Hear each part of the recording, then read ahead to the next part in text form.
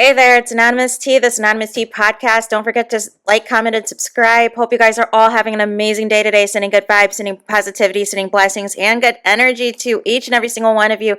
Thank you so much for tuning in. So today, you guys, we're talking Love Island USA, and I'm a little bit sad.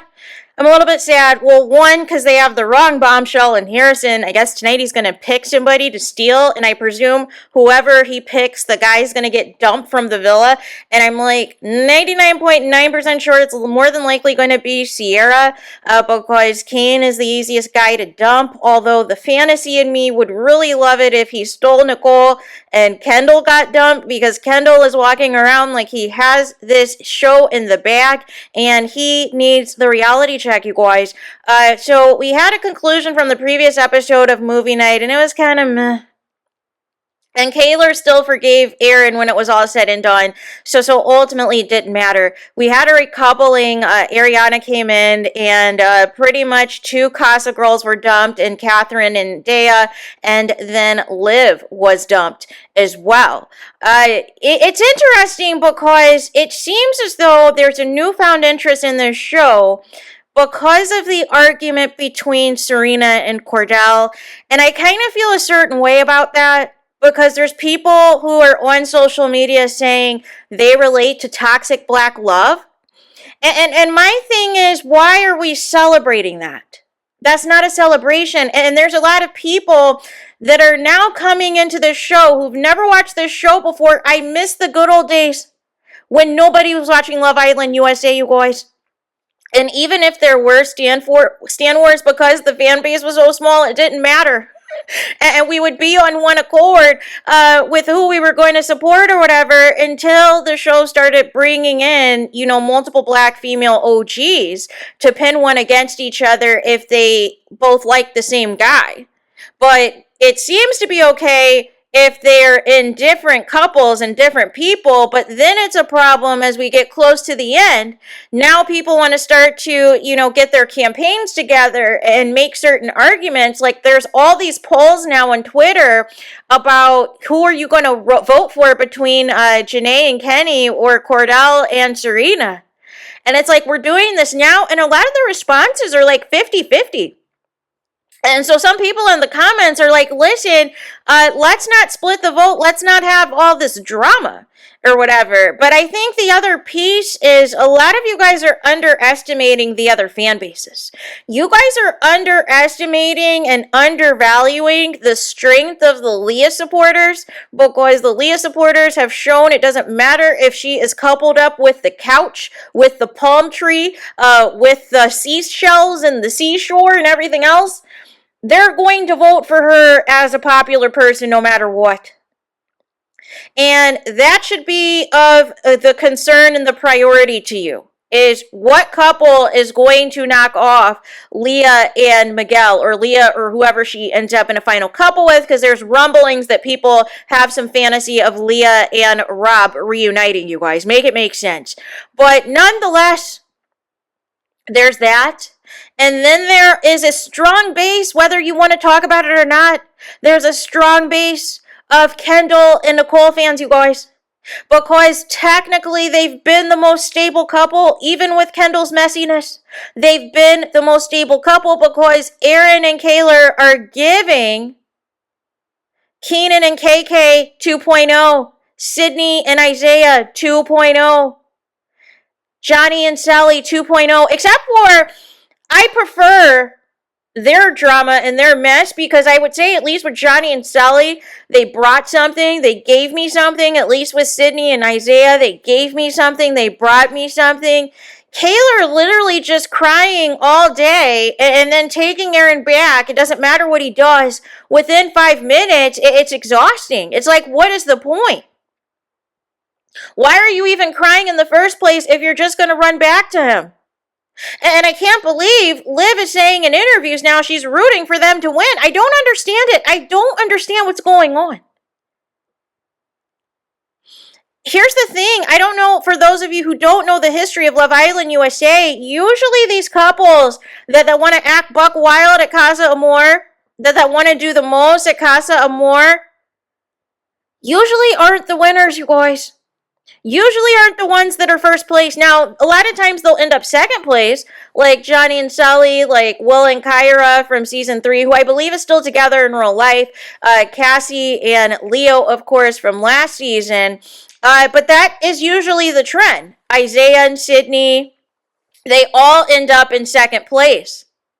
Because why would you reward trifling behavior? Why would you give the crown to somebody who had sex with someone else at Casa Amor? Why would you give the crown to somebody that was doing the most in Casa Amor in between the sheets, even though they're supposed to be practically committed and closed off, if you will, to their OG couple? But it's weird how some of you overlook flaws and overlook toxicity, but you guys seem to do a 180 every season depending on who the Islander is. And that's why I can't take it seriously. Because if you feel this strongly about black love, you would always vote for black love, right? But then the other side is if there's another black woman that's in the finals and you see the black love is toxic on certain other seasons, now all of a sudden, you're anti-black love, right?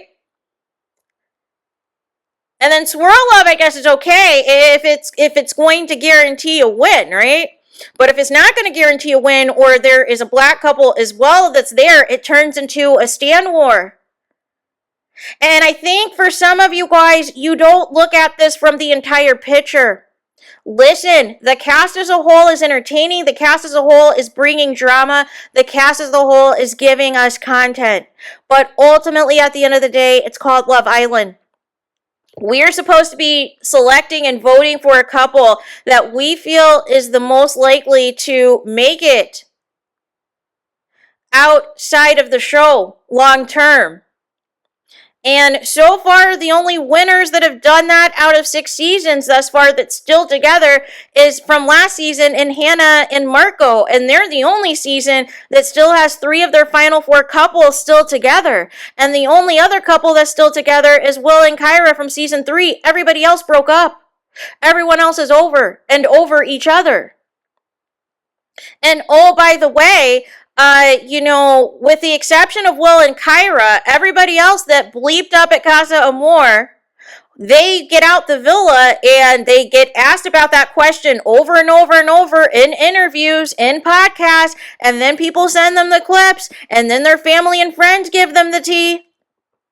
And everything else, they'll root for you to win, but they're going to give you the tea the moment you came out, like, hey, this is what the real conversations were happening. This is what really was going on. These are the edits of what they're saying their connection was better with you. This is how much they were kissing in the bed. This is how much they were doing X, Y, and Z under the covers. You only see a small snippet from the video they show you in movie night, but you don't see the full picture. And in the earlier seasons, there wasn't movie night. There wasn't videos being sent to the girls in the villa in the earlier season. So they got an avalanche of videos when they came out of the villa of what their men were doing. And everybody's going to play nice at first because you want to deal with, the newfound fame, the newfound coupling, the newfound fans that are rooting for you, that are making couples edits and all the things. And some of you feel pressure to stay together. But reality is going to quickly set in based off of the behavior on the show. And here's the thing, there is things that happen in that show that if it resembles toxicity, if it resembles mess, just because we're not seeing you on the screens every night anymore when the show is over, doesn't mean that same toxicity isn't translating over outside of the villa, you guys. You can't just change overnight. You can't just be a different person overnight. And that is why the people who were for the streets still remain for the streets outside the villa and are no longer in relationships. But the way you guys are going so hard in the paint, the way you guys are overhyping certain couples has me very much concerned, you guys. Has me very concerned because you're voting for every single reason but the fact that you think a certain couple is going to make it long term. And that's the piece that is very concerning to me. You're going to vote for a couple because you were entertained by their argument, and you were entertained by somebody, by a black woman calling a black man nappy-headed, who apparently also braids hair and everything else, but apparently she wants nothing to, she's not touching Cordell's hair, apparently. But nonetheless, we have to be honest about holding people accountable for when they say and do things that are wrong, you guys. And that's the part that I don't like about stan culture, is people want to pick and choose what they want to hold their faves accountable for, and then when you call it out, it's a problem. Then when you call it out, it's like, oh, you're a hater, oh, you're killing the mood, you're killing the vibes, and blah, blah, blah, blah, blah. But it's like, what are you guys doing on social media where you guys are now campaigning for certain couples and putting down other people? And concerned about who's fully black and who isn't fully black. Just things that are nonsensical. It's about who's the best couple. It's about who has had the best Love Island journey, or has made the most of their Love Island journey, and appears to be in their strongest couple that has love and everything else. For all intents and purposes, Cordell was friend-zoned most of the time, you guys. Him and Serena were best friends. But there had been several times she said that he gave her the ick. She didn't find him intelligent when she asked him what his 5-year plan was, what his goals were, and all of these things. She kept getting disgusted by him in every conversation. And let's not forget when she threw the breakfast against him, or whatever, when he tried to give her breakfast in the morning as an apology. Like, it has just been a hot mess. We can't just ignore it because you want to see them win. We have to be honest about everything. But that's the part I don't like, is some of you guys got caught up with the viral clip of them arguing, and either some of you don't know the full story, you didn't watch the other 20-something episodes, or you did and you're choosing to ignore it now and pretending that none of it matters and that none of it can potentially rear its ugly head outside.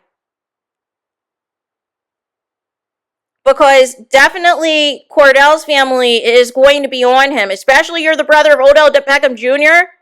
You don't think his family is going to be on him about what really was happening? Let's not do that, you guys. Let's not pretend to be obtuse. Let's not pretend that we do not know what's going to happen, because we do. Those of us who watch this show, we know the routine, which is why you should not be getting attached to anybody. And if they work out, great. If they don't work out, we know.